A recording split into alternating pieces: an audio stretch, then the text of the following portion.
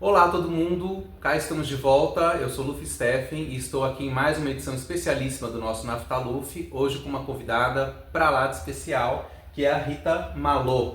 Oi Rita, tudo bem? Tudo bem, tudo ótimo, prazer enorme estar aqui com você. O prazer é meu, obrigado por aceitar o convite para estar aqui com a gente nesse bate-papo. E, bom, é claro que vocês que acompanham o canal estão sedentos para saber informações sobre bastidores de Vale Tudo, a versão original, né? Ou seja, a Rita vai falar disso também, claro, ela que interpretou a personagem Marieta, né, na novela. Isso. Mas antes da gente entrar em Vale Tudo, vamos, né, bater um papo mais informal com a Rita. Primeira coisa que eu te perguntar, seu sobrenome vem da onde? Meu sobrenome Malô é basco. Basco. Na realidade é o sobrenome da minha avó, porque na Europa o sobrenome feminino fica no final. Meu avô era Lopes, com Z, espanhol, e eu fiquei com o sobrenome dela. Com a parte basca. Com a parte basca. Legal, Rita Malô então, pois é. E você é atriz e bailarina, sua formação é de dança também? Minha formação é de dança, eu comecei dançando. Com 18 anos eu já estava no palco. Olha só. Eu comecei em musical, infantil. Que legal. Em corpo de baile, coisa e tal. Mas isso é São Paulo ou Rio? São Paulo. Você é de São Paulo, você é paulistana. Da Gema. Paulistana da Gema, gente. Sim. E aí a minha carreira começou a caminhar, porque assim, na época, que eram os anos 80, 79, era final dos anos 70, a gente fazia muita coisa. Então, na época, à noite em São Paulo, era muito livre, muito sem perigo. Sim. Então, eu tinha 18, 19 anos e de dia eu fazia infantil e à noite a gente trabalhava muito em casa noturna. Eu trabalhei no Beco, trabalhei no Medieval. No Medieval? Trabalhei no HS. Eu não acredito. No Homo Sapiens. Gente, juro trabalhei que não sabia. Trabalhei em todos esses lugares. Não, peraí. Não, então agora o negócio ficou esotérico aqui. Não, eu não sabia disso, que você tinha trabalhado nesses lugares. Porque eu fiz não sei se você conhece, depois eu vou te passar o meu filme. Sim. Você sabe qual é? Eu já ouvi falar, eu não assisti. É o São Paulo em Hi-Fi, que a gente fala desse universo da noite paulistana dos anos 70, 80. No filme a gente fala muito do Medieval, do HS. Quer dizer que você trabalhou nesses lugares? Sim, trabalhei nesses lugares. Trabalhei no Beco muitos anos. Que legal. Mas você fazia o que nesses lugares? Corpo de baile. Fazia dança Trabalhava mesmo. com os travestis. Fazia entendi. Corpo de baile para Cláudia Wander. Que maravilha. Todos os maravilhosos. Gente do céu, olha só. Eu atirei no que vi, acertei no que não vi, né? Porque eu nem sabia disso, era gente. muito novinha, né? Eu tinha 18, 19 anos, mas na época São Paulo era muito livre, muito sem perigo. Era outra época. A gente andava na noite, todos muito jovenzinhos, sem o menor Mas problema. A Cláudia, eu fui amigo da Cláudia Wander, né? Sei. Uma figura incrível. Então quer dizer que você trabalhou com a Cláudia. Trabalhei com ela, os corpos de baile pra Cláudia. Gente, que maravilha, que coisa maravilhosa. E isso nessa primeira metade dos 80, assim, final dos 70 e começo dos 80. Exatamente. Que legal. Mais final dos 70 mesmo. Entendi. Porque em 79 eu saí do país. Você foi pra onde? Então, eu fiz uma audição e saí com um espetáculo que chamava Aquarama on Parade, que era uma espécie de um music hall. E esse espetáculo ele ia rodar a Argentina. Nós fizemos o Mineirinho, o Maracanãzinho. Fizemos todos os grandes estádios do Brasil. Que barato. E depois fomos para a Argentina. Mas Aquarama on Parade é tipo uma coletânea de números musicais?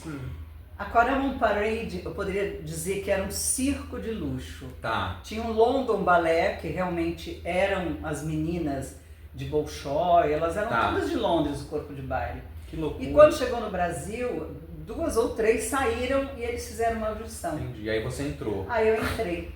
Mas então era uma coisa assim internacional o negócio? Era internacional. O dono do negócio era argentino, o corpo de baile era inglês, as atrações suíços e dinamarqueses. Era uma coisa super. Já era globalizado. Quer dizer, era globalizado.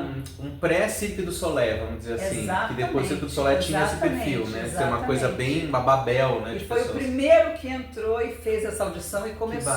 Que aí começou todo aquele movimento, né? De vários grandes espetáculos virem para o Brasil e fazer audições com os bailarinos. Sim. Mas então aí você ficou um tempo fora do Brasil, viajando, fazendo coisas. Então, eu morei um ano na Argentina, porque a ideia do espetáculo era fazer a América do Sul até o México. Tá.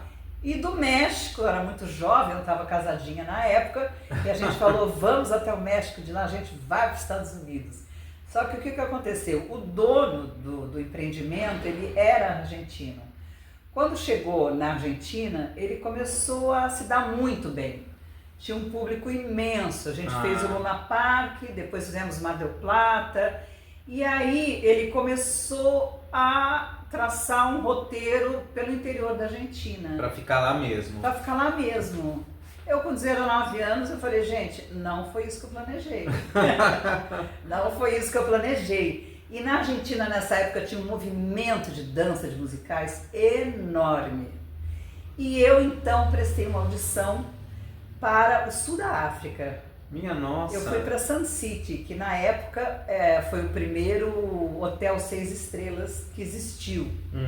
Eu prestei essa audição para Sun City, passei, e aí eu saí do Aquarama e prestei uma audição. Eu trabalhei na TV 13, na TV da Argentina, de Buenos Aires, e também fiz uma audição para um outro espetáculo, e eu tive a grande oportunidade de trabalhar com a Nélida Lobato, que pouca gente hoje conhece porque ela faleceu cedo, mas ela era uma vedete esplendorosa e bailarina do Colón. Olha só. Então ela era uma estrela, e eu entrei para essa peça, era um musical também, e tive essa oportunidade de ficar uns 2 meses ali com a Nélida antes de ir para a África. Tá. Fiquei ali enrolando, esperando para poder viajar para a África. Aí foi para a África? Fui para a África, fiquei lá um ano em Sun City, que era um lugar onde tinha um cassino enorme, era um hotel assim, maravilhoso. Gente, que coisa incrível. E era um lugar dentro do sul da África, ainda estava um momento muito tenso, né, com apartheid e tudo mais. Sim. Mas a gente ensaiou em Joanesburgo 2 meses e fomos para esse lugar que chama Bophuthatswana, que era onde tinha o cassino. E lá tinha um staff enorme, porque tinham todos os funcionários do cassino e todos os funcionários do Music Hall. O coreógrafo foi o Nick Navarro, ele veio de Las Vegas. Mas aí nós fomos para a África, vivemos lá um ano num paraíso maravilhoso, com aquelas piscinas, sabe aquelas coisas que você vê em filme maravilhosas? Sem aquela piscina gigantesca.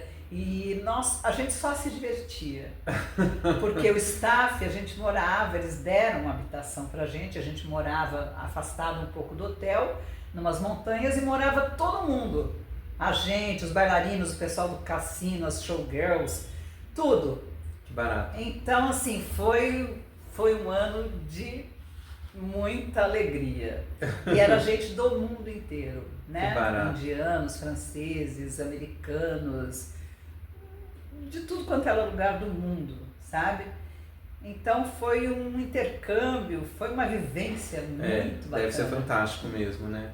E aí depois você voltou pro Brasil? Aí me deu saudades do Brasil, creio. A velha saudades do Brasil. A gente tinha uma agente que ela queria que a gente fosse para Paris. E aí eu falei, eu quero ir para o Brasil, que saudades. Eu já estava 2 anos fora do Brasil. E voltei. Bom, cheguei aqui, estavam fazendo o dilúvio, aí vem o dilúvio. Aí vem o dilúvio, é verdade. E eu, na verdade, fui lá visitar os amigos.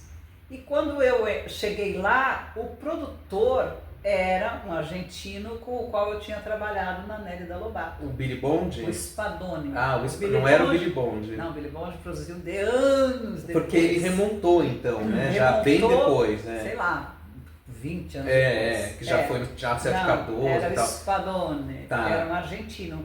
Quando ele me viu ali visitando os amigos, ele falou, Rita, venha trabalhar conosco. E eu fiquei naquela coisa, eu falei, gente, mas eu acabei de chegar, já vou trabalhar. Aí falei, tá bom, vou entrar no elenco. E aí foi. E fui.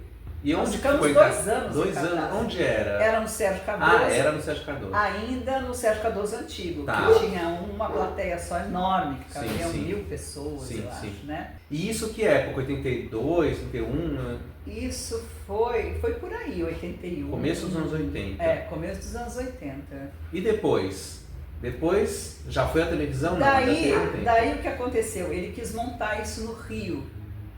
E aí, como eu era muito safo, tinha muita experiência, né? Eu já tinha feito muita coisa, eu era novinha, mas era assim já, como é que eu poderia dizer, já inteirada de tudo. Sim. Aí ele me chamou para remontar, porque era uma coreografia pronta. Ah, tá. Quando nós fizemos no Brasil, veio um coreógrafo italiano. E quando ele quis levar para o Rio, ele me levou para eu montar. Entendi, porque na primeira vez o cara vem de fora para implantar o negócio, né? Exatamente. Aí como ele já tinha franquia, como ele já tinha o cenário, tinha tudo, ele me chamou e falou: Rita, você consegue montar esse espetáculo no Rio? Ah. E eu fui para o Rio e montei o Dilúvio lá. Fizeram lá também? Fizemos lá também, ali na Praça Tiradentes, no Carlos Gomes. Que barato. Carlos Gomes, inclusive, sofreu uma reforma bem grande para a gente poder apresentar o espetáculo, porque ele tinha um cenário gigantesco, a gente montava a Arca de Noé em cena, né? Sim. Era uma coisa assim incrível. Uma tecnologia, palcos giratórios, era muito emocionante, tanto que nós ficamos anos em cartaz. Em São Paulo acho que foram 2 anos. E no final do espetáculo, o padre vinha uma pombinha, que a pessoa soltava lá da cabine lá em cima, e a gente estava no palco, a pombinha vinha e pousava numa cadeira. Então o público... E era uma pomba verdadeira. Era uma pomba verdadeira. Adestrada. Que fazia... Adestrada. Tá bom. E depois? E aí você estava no Rio? Aí eu estava no Rio Maravilhosa, quando de repente surgiram as audições de Chorus Line. Ah, Chorus Line, o musical. Aqui em São Paulo, Sim. o musical. Quando a gente soube que Chorus Line quer montar o musical da Broadway em São Paulo... Veio todo mundo correndo. Todo mundo correndo. Foram 1000 pessoas inscritas. E eu, na época novinha e dura, eu vinha de ônibus. As audições levaram quase que 1 mês. E você ia e vinha? Eu ia e vinha, porque teve canto, dança, sapateado, interpretação. Mas, por exemplo, você vinha e não dormia em São Paulo, voltava. Você vinha só pra fazer e ir embora. Eu vinha fazer a audição e ir embora. Minha Nossa Senhora. Com 19 anos você tem esse gás, claro, né? Você tem nem esse dorme, chega aqui animado. Você faz tudo, Depois fica impossível, você fala assim, não, exatamente. Deus me livre. Mas aí você fez Chorus Line? Eu fiz Chorus Line. Gente, eu não sabia que você tinha feito Chorus Line. Eu fiz um dos papéis, eu fiz a Judy Turner. Ah, qual que é a Judy Turner? Aquela que tem o pezinho torto, meio maluca. Mas é aquela que canta aquela música, que ela tinha sido roquete? Não é essa? Não, essa é Peitos e Bundas. É, Peitos e Bundas, que ela fala despeitada, essa é outra. Essa é outra. A Judy Turner, ela era tímida e meio engraçada, assim. Tá, já sei e qual é. eu tinha uma música dificílima, porque nessa época eu fazia muita aula de canto e eu era sopraníssimo. Então, na hora da audição, quando eu entrei para a audição de canto, os primeiros acordes que eu dei no piano, eu estudava, né? Música lírica, eu estudava muito, eu fazia muita aula de canto. Que legal. Então, quando eles deram os primeiros acordes, que eu soltei os primeiros trinados, eles fecharam a porta e ali eu peguei esse papel. Que barato. Mas escuta, a Cláudia Raia estava nessa montagem? Estava nessa montagem. Mas ela fazia a Sheila? Ela fazia a Sheila. Desde o começo ela fazia a Sheila? Desde o começo ela fazia a Sheila. Que é, digamos, uma protagonista. Na história, a Sheila tinha tido na verdade, ela era assim, um personagem abusado. E ela era mais velha. Porque ela tinha um romance com o diretor, né? Que tá fazendo aquilo. Ela tinha um romance com o diretor. E quem faz o papel do diretor? O Acácio Gonçalves. Gente, não, essa entrevista tá esoteriquíssima. Sabe por que eu digo isso? Porque eu tava fazendo no meu canal, eu fiz um vídeo também sobre a novela Memórias de Amor, que a Globo colocou uns pedaços agora nesse projeto Fragmentos na Globoplay. E aí, o ator principal dessa novela é um garoto que já era um garoto, né? O Maneco Bueno. Sei. E aí, eu conversando com um amigo que conheceu o Maneco para pesquisar, ele comentou que o Maneco tinha sido descoberto para essa novela fazendo um musical em São Paulo, que era uma versão da Broadway, que é o Boy Meets Boy. Sim, e que ele fazia par romântico com o Acácio Gonçalves. Eu lembro até hoje. Ele falou, o Acácio, o Maneco e o Acácio eram um casal que a protagonizava, né, na história. Aí ele comentou que o Maneco morreu logo, morreu em 81, e o Acácio depois ainda. Pouco depois, depois. Quer dizer que o Acácio fazia o diretor. O Acácio fazia o diretor. Gente, essa entrevista tá incrível, eu estou achando esse negócio assim... revelador. E o diretor, ele ficava fora de cena o tempo todo. A história de Chorus Line é belíssima, porque na verdade é uma audição. Sim, sim. Né? E cada bailarino com a sua vida, com seus problemas. Um deles, que inclusive quem fazia era o JC Viola, ele sofre um acidente no palco. E tinha também no elenco o Raul Gazola, Thales Panchacon, querido, que a Heloísa Millet. Heloísa Millet estava também. E essa produção era do Walter Clark, né? Guilherme Leme estava? Guilherme Leme. Gente, Guilherme Leme. Mas a produção era do Walter Clark, Walter Clark, que tinha sido o grande poderoso da Globo. Exatamente. Entendi. E aí você fez Chorus Line então, mas aí foi São Paulo e Rio. Então, quando Chorus Line foi pro Rio, na verdade a música que eu cantava, ninguém conseguia cantar. Então, Chorus Line, todos tinham uma substituta. E eles não conseguiram. Todos tinham stand-in. Exatamente. Todos tinham stand-in e o meu stand-in não apareceu.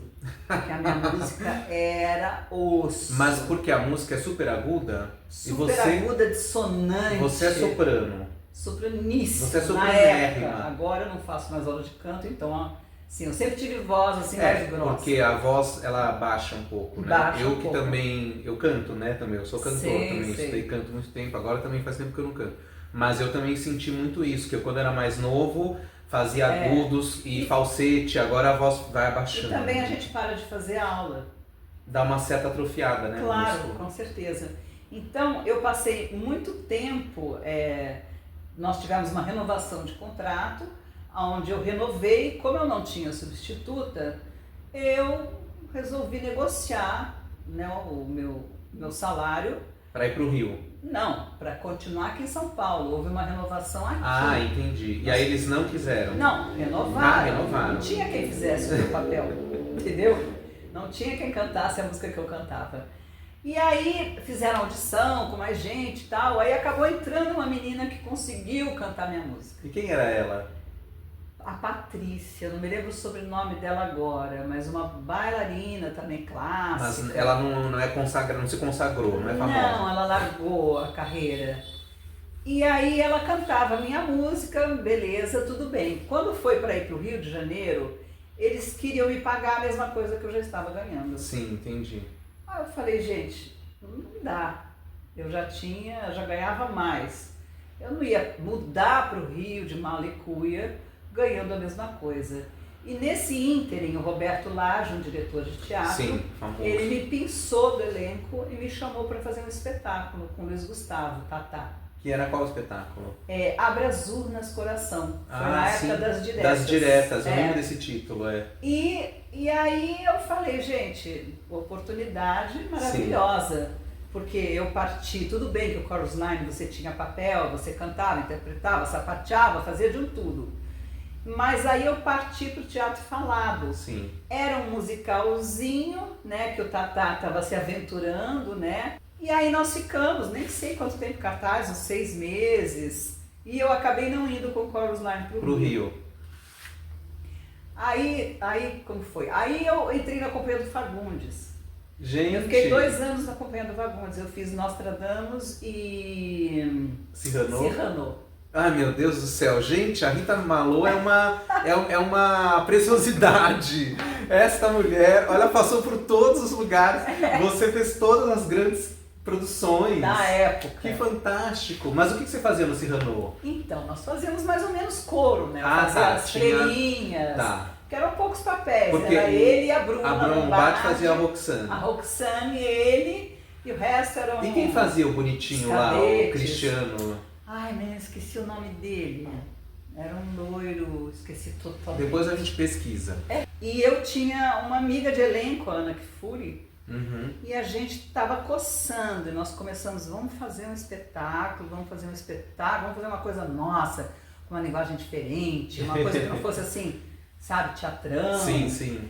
E eu, ela e Mariana Muniz montamos Blasfêmias. Blasfêmias estreou no Off, no Espaço Off. Do Celso Cury. Do Celcinho. Que era no Itaim. No Itaim. Aqui perto. Gente, a gente está em São Paulo. A gente está aqui no bairro do Brooklyn, né? Nesta casa cinematográfica. E o Off, que era esse espaço do Celso Cury. Nossa, o Off foi tudo. E ele foi o celeiro de grandes artistas. Marisa Hort, Sim. Grace Janoucas. Sim, muita gente surgiu ali no Off. Legal. Era um bar, Sim. né? Era um bar gay. Com espaço para peças. Com uma pequena areninha que cabia assim 40, 50 pessoas. Que barato. Que gente. era onde as peças aconteciam. O Celso, ele tá no meu filme também, São Paulo em Hi-Fi. Ele comenta que ele abriu o Off em 79 como Casa Noturna Gay, mas ele queria que tivesse um espaço cultural. E aí ele montou esse palquinho e começou a ter as apresentações. Então. E aí, depois chegou uma hora que a boate não era mais boate, era só o teatro. E o teatro ele e o ficou, bar. E o bar. Ele ficou com aquilo até acho que 92, se não me engano. Aí ele, como ele fechou o espaço, a partir de 93 ele começou a editar o Guia Off, que tem até hoje. Que é o guia de teatro. Guia de teatro. Né? Então ele Exatamente. transformou o espaço físico num guia, num guia, né? Num almanaque de peças e eventos culturais da cidade. Uma programação da cidade. E que está aí até hoje, o Off ainda existe. Exatamente. E aí nós resolvemos aquela coceira, vamos fazer uma coisa diferente, com uma linguagem diferente. Blasfêmias. Nós fizemos Blasfêmias, eu, Ana Kfouri e Mariana Muniz. Certo. E com a direção do Roberto Lage. Também o Lage. A música do André Bujanra. Que legal. Os figurinos eram do Domingos Fuschini. Não Gente, sei se você... de nome eu conheço. Domingos era um gênio. Ele pegava você assim e pegava um pedaço de pano e daqui a pouco você estava com um maiô maravilhoso, divino. Essa geração, essa geração dos anos 80 era muito criativa, eu gosto muito dessa época. E a gente trabalhava muito sem dinheiro, coisa que hoje é uma coisa dificílima, né? Porque ninguém faz nada, né? Ninguém faz nada e ninguém se mexe se não tiver dinheiro. É verdade. Na época todo mundo entrou, o Domingos entrou com o figurino, o André com a música, o Lage com a direção e todo mundo assim lutando por um ideal. Sim. Que era colocar em cena alguma coisa, eram sketches, era uma colagem de sketches sobre a condição feminina, foi uma coisa muito assim moderna, a gente fez um sucesso. Quer dizer que Blasfêmias era um trocadilho com blasfêmias e fêmeas de Exatamente. mulheres, né? Blasfêmias. Era blastra, sim, fêmeas. Tá, legal. Né? E aí com Blasfêmias a gente virou assim umas queridinhas, virou uma espécie de um sucesso. E aí todo mundo ia ver. Todo mundo ia ver. E a gente começou no Off e depois nós fomos pro Sérgio Cardoso. Tá. E aí nós resolvemos ir pro Rio. E fomos pro Rio. E ficaram onde lá? No Cândido Mendes, em Ipanema. E aí a gente criou um fã-clube no Rio. A gente tinha estudantes de comunicação. A gente criou um fã-clube. As pessoas iam ver. Eles viviam atrás da gente, aonde a gente fosse eles iam junto, a gente era filmada o tempo todo. Foi uma verdadeira loucura, porque éramos 3 mulheres maravilhosas na época, estavam as 3 com 30 anos no auge, né? E a gente usava assim, uns cabelos enormes, pretos, umas maquiagens brancas, que hoje todo mundo usa. Sim. Mas na época, assim, foi uma coisa muito inovadora. E lá no Rio, mas aí que aconteceu o Vale Tudo? Você foi descoberta pela Globo. No Rio, foram me assistir. O Paulo José, o Falabella, porque lá é assim, né? As pessoas vão te ver. As pessoas e a gente fez performance, a gente agitava. Nós fizemos uma performance na praia vestida de freiras. A gente tem um dos quadros, eram 3 freirinhas que começavam rezando, não sei o quê, e daqui a pouco tinha um pote de hóstia e uma garrafinha de vinho, elas começavam a comer hóstia, beber vinho e tal, e dali ia para uma coreografia. Então nós fomos pro PP, vestida de freiras, maquiadas com aquela cara branca, com o sol a pino. Com o sol a 40 graus. Na época estava o Hans Donner lá, e isso chamou muita atenção. E na estreia estava o Paulo José e o Falabella. Então a gente causou ali no Rio. O Rio é muito pequeno, né? É província, então, né? Rapidamente a gente chegava na plataforma, todo mundo, ai, as Blasfêmias!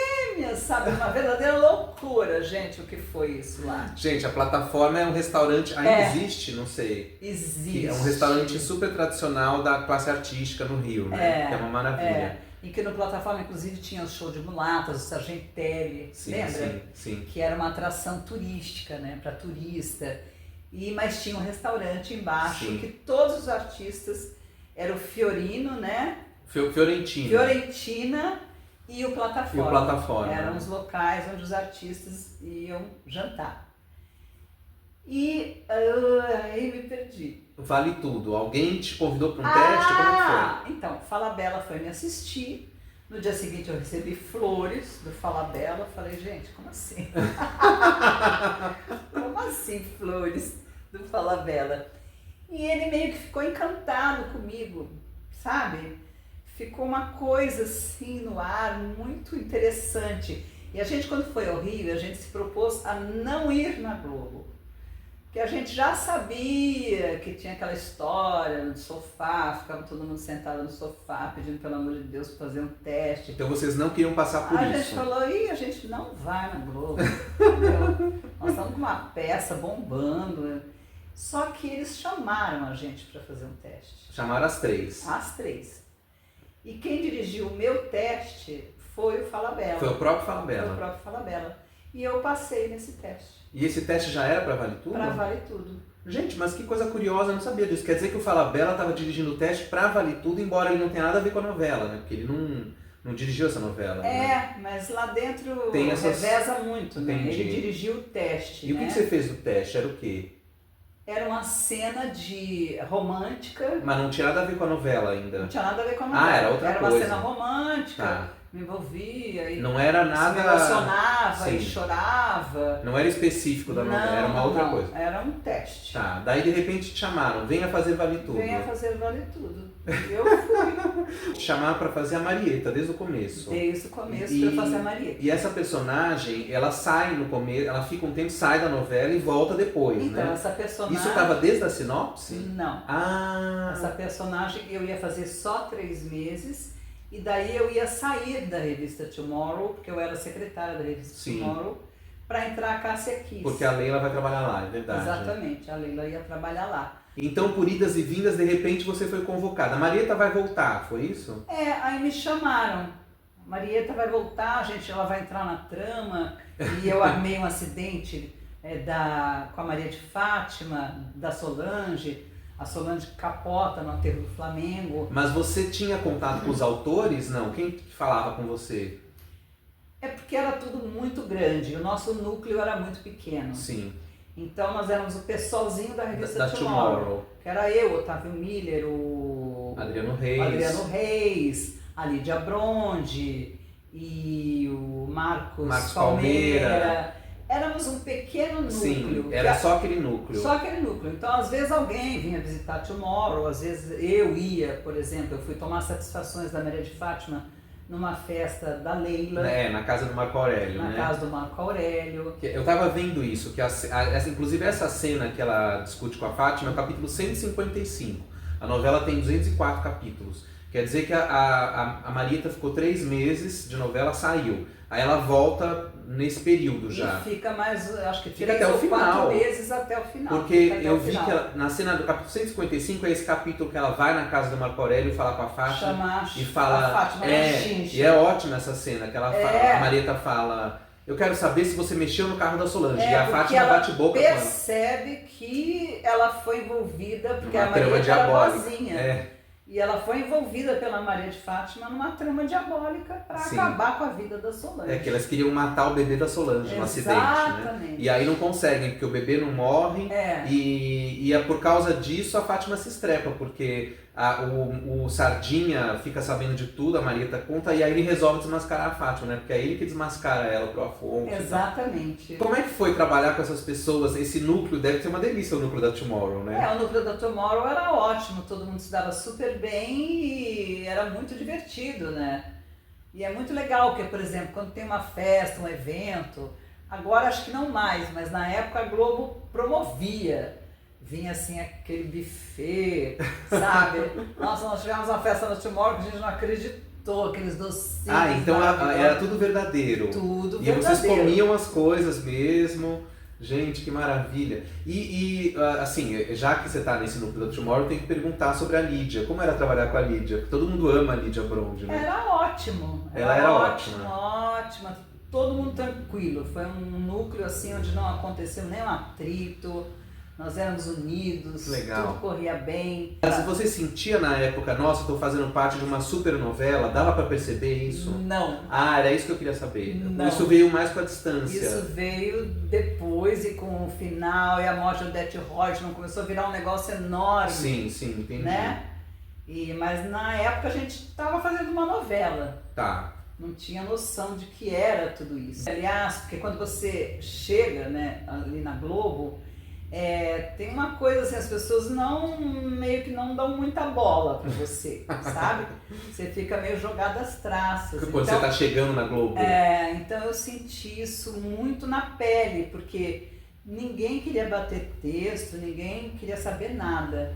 E uma das coisas que me surpreendeu é que um dia eu escutei no corredor assim: quem é a Marieta? E era a Cássia Kiss. Eu tinha essa cena com ela da festa, né? E ela falou, vamos bater o texto? Então assim, eu fiquei muito gratificada naquele momento, porque foi uma das poucas pessoas que me procurou. Mas até então ela não sabia quem era a Marieta? Não, porque a gente ficava cada um no estúdio. Aí ela, quem é a Marieta? Corredor, quem é a Marieta? Que eu tenho texto. Não é gente, não é quem é, ela provavelmente sabia que eu fazia sim, o papel, mas a gente nunca tinha se encontrado.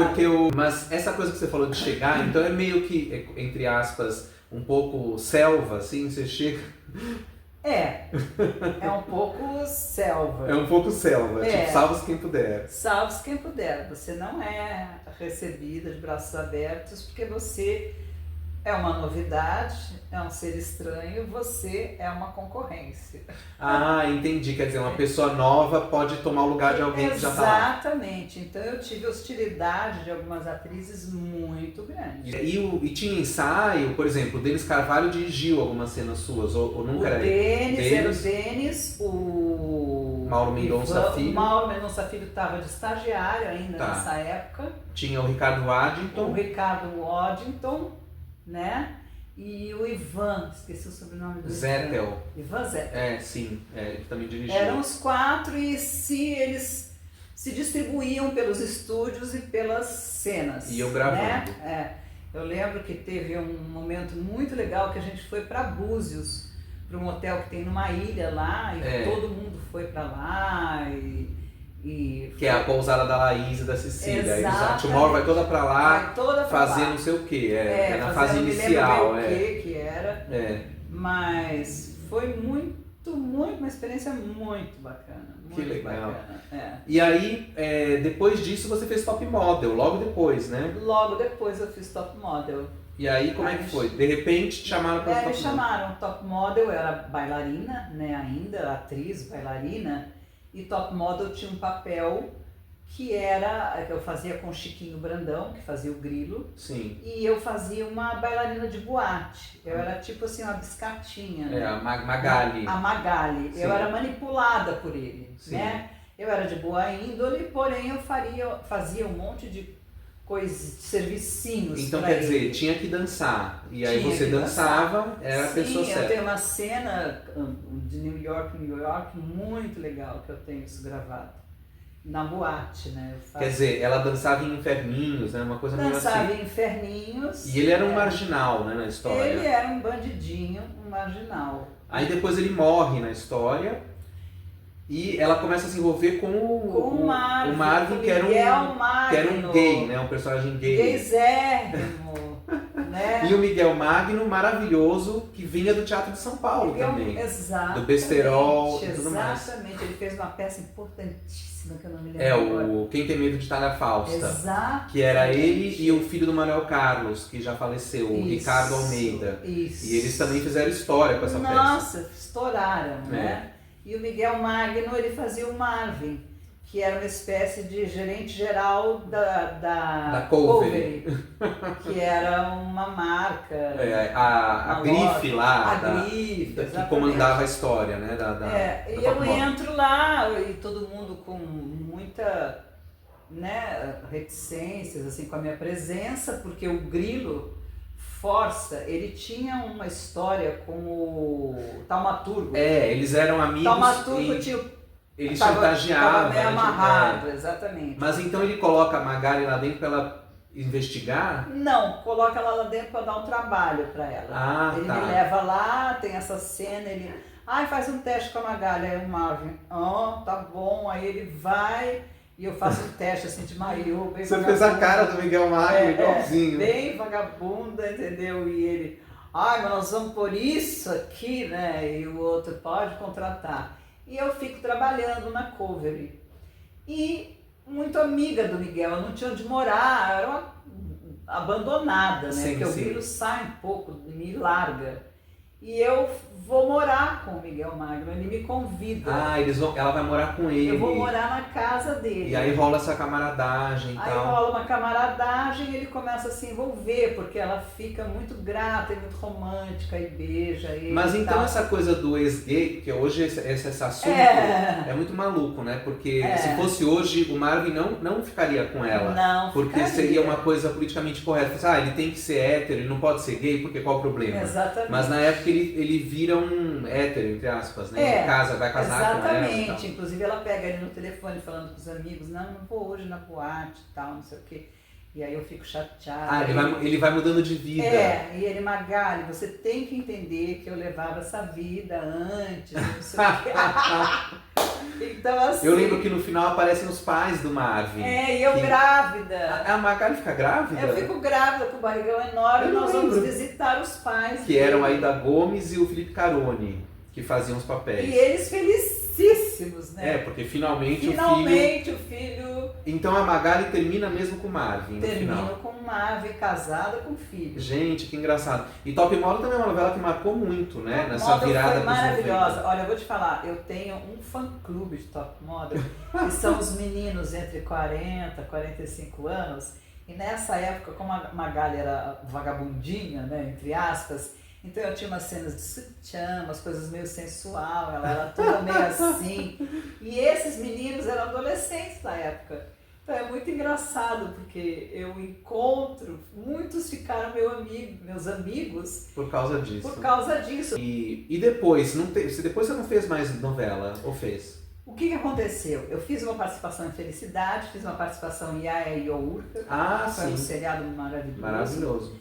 E aí eu tive uma falência paterna muito grave. E eu estava no auge da minha carreira. Eu fiz uma peça, inclusive, com o Ítalo Rossi, o Cláudio Maso, no Teatro Glória ainda. E eu estava no auge da minha carreira quando meu pai faliu. E eu comecei a ver a minha família desmoronar.